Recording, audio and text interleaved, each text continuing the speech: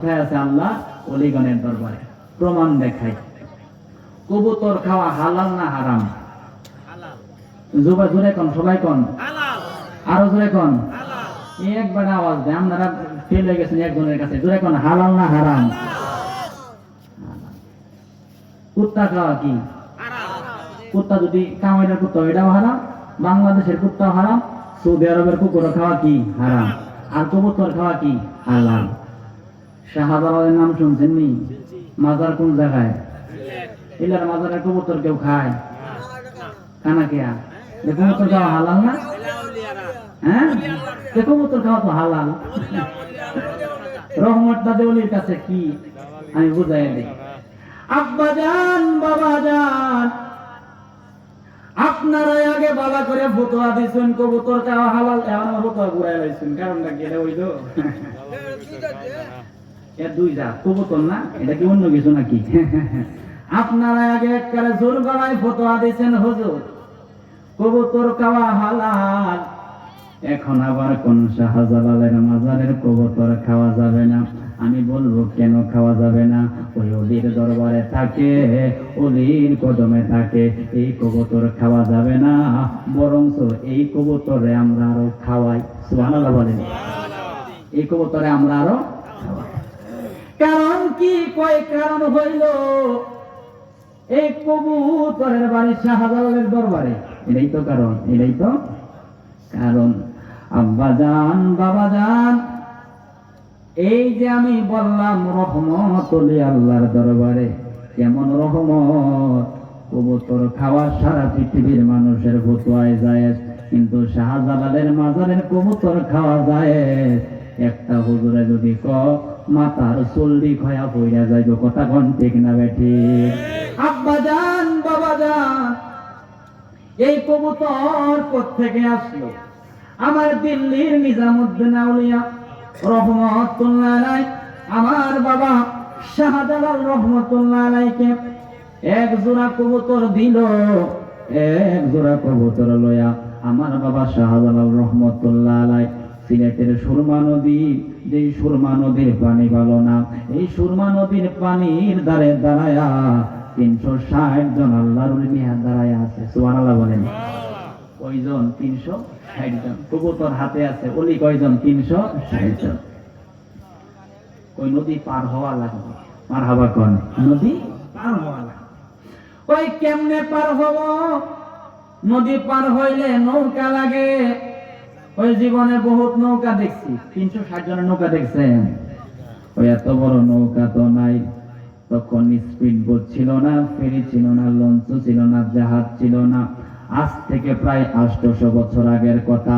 আব্বা জান, বাবা জান, আল্লাহর ওলিরা শাহজালাল বাবারে প্রশ্ন করলো, বাজান, আমরা আপনার খাদেম হইয়া আপনার সঙ্গে নদী পার হব কেমনে জানি না। ওই চিন্তা কইরো না, এমন এক আল্লাহর ইবাদত করি যে আল্লাহ নৌকা ছাড়া, স্টিমার ছাড়া নদী পার করতে পারে। জবান খুলে কি আল্লাহু আকবার বলা যাবে না? দয়াল মুর্শিদ বিনে প্রেমের তালা খুলবো কেমনে? দয়াল মুর্শিদ বিনে প্রেমের তালা খুলবো কেমনে? রসের ফুল আছে গো মনের বাগানে। জোরে বলেন মারহাবা। আজকে কমুই, আজকে কমু। আপনারা কি আছেন না যাবেন? গা শুনেন, আওয়াজ দেওয়া লাগবে। আব্বা জান, বাবা জান, তারা কই কেমনে পারবো? বাজান ওই তোরা কোনো চিন্তা করিস না, আল্লাহ ব্যবস্থা করে দিব। সুবহানাল্লাহ বলেন।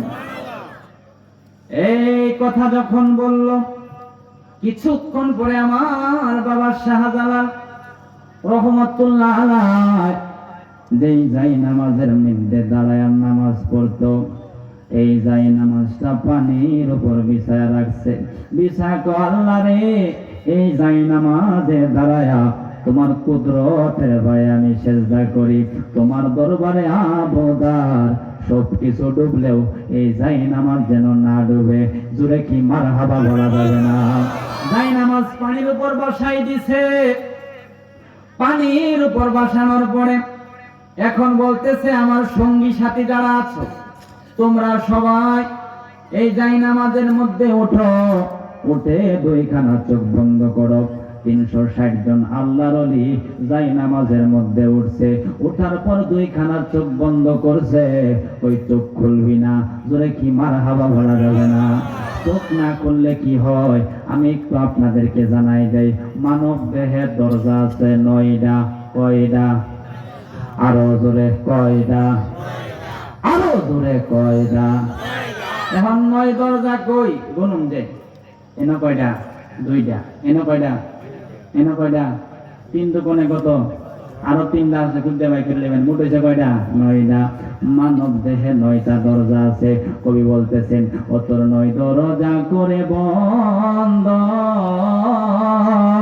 আরে লইয়রে ফুলেরই গন্ধ রে, অন্তরে জপিও মাওলার নাম রে, বলো অন্তরে জপিও মাওলার নাম রে, প্রাণ ভ্রমরা নিশি হইলে যায় ফুল বনে। জোরে বলেন মারহাবা।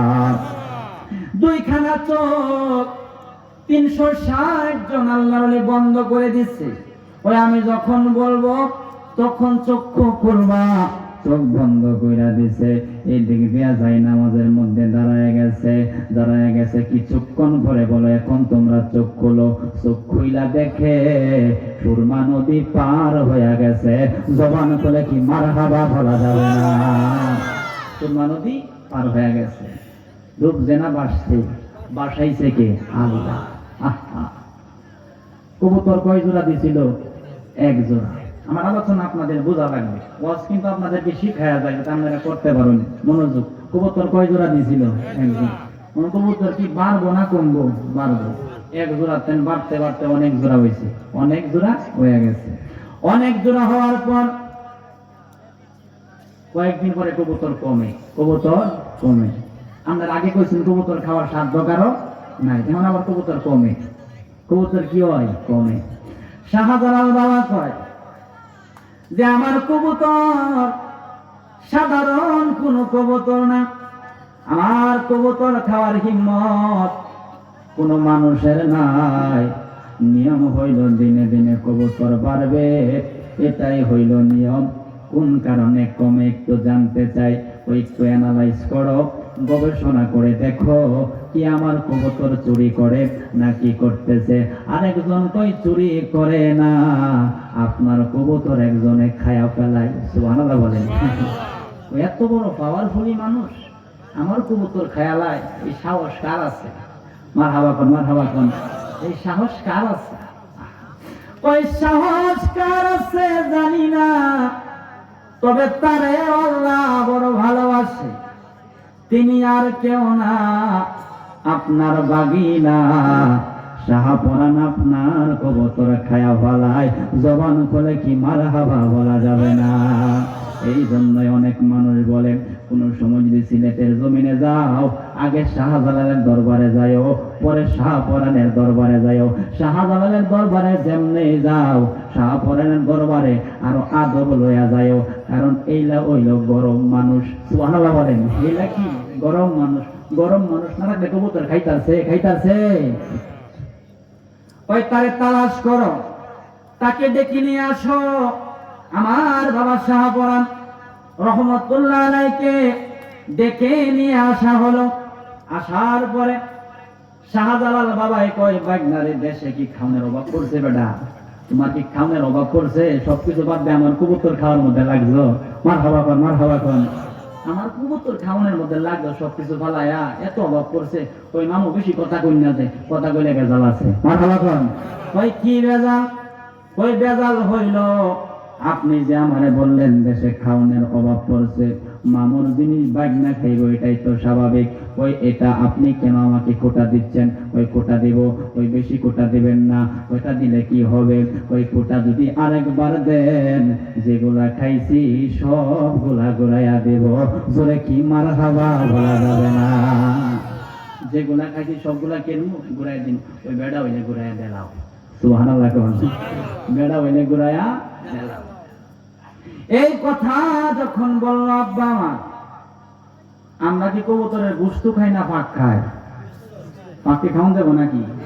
গলার মধ্যে আইটটা শেষ, আইটটা শেষ, অপারেশন করে বাই করুন লাগবে। কথা কোন ঠিক না ভাই? ঠিক। গরুর মানে গরুর সামনে তো খাওয়ান যায় না, আর কবুতরের সামনে তো আরো খাওয়ান যেত না। গরুর সামনে তো ক্যামেরা রুম্বা টুম্বা ওটা একটু খাওয়ার সিস্টেম আছে, কবুতরের তো ওই যে পাকা খাওয়ার কোনো সিস্টেমই নাই। এটা গরুর একটা, এটা আরো মারাত্মক জিনিস। কথা কোন ঠিক না ভাই? ঠিক। আব্বা জান আমার, বাবা জান আমার, শাহপরান রহমতুল্লাহ আলাইহি বলতেছে, মামা বেশি কথা কইবেন না, কথা কইলে আমি গোড়াইয়া দেলবাম। ওই বেড়া হইলে গোড়াইয়া দেলাও। ওই মামু আপনি আমার সাথে আসেন, মামুনের সাথে নিয়া কবুতর খায়া যে জায়গার মধ্যে পাখনা রাখছিল, যে জায়গার মধ্যে পাখা রাখছিল, পাখা গোলা হাতের মধ্যে লয়া আল্লাহর নাম লয়া এমনি ভাবে মিলা মারছে।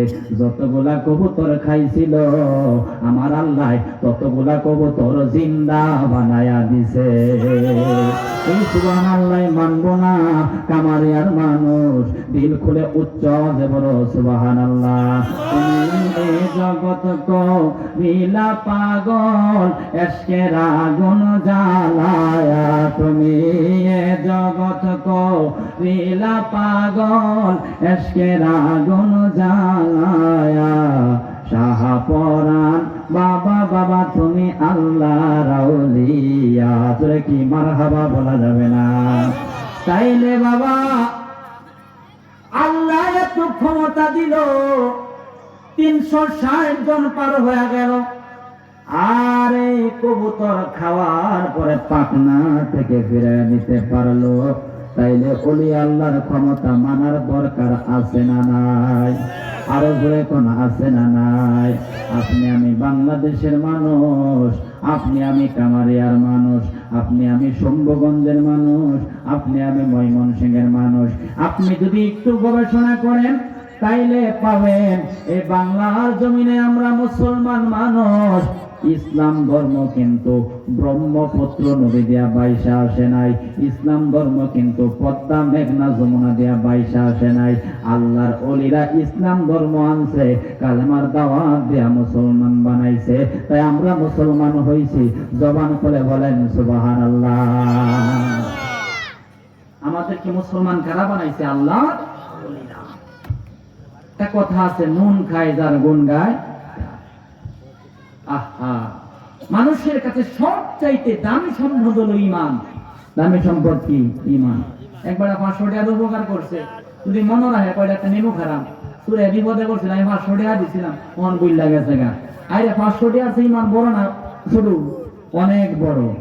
ওলি আল্লাহরা ঈমানদার বানিয়েছে। সে ওলি আল্লাহদেরকে যারা মানে এরাই হচ্ছে মুসলমান। যারা মানতে পারে না এরা হইছে নেমু হারাম। কি হারাম? নেমু হারাম। এরা কি হারাম? নেমু হারাম। আফসোস হয়, পীর মানেই বুঝায় বন্ড। পীর মানে কি? বন্ড। আরে বাবা, বন্ড কখনো পীর হতে পারে না, আর পীর কখনো বন্ড হয় না। যারা আল্লাহর ওলি হয়, যারা আল্লাহর ওলি হয় তাদেরকে আল্লাহ বন্ধু বলেছেন। জোরে কি সুবহানাল্লাহ বলা যাবে না? আপনারা কামারিয়ার মানুষ, ওলি আল্লাহর সঙ্গে প্রেমের ডুরি লাগান, নবীকে ভালোবাসেন, দেখবেন কবর হাসর মিজান সহজ হয়ে গেছে। সুবহানাল্লাহ বলেন। বাস্তব একটা ঘটনা আমি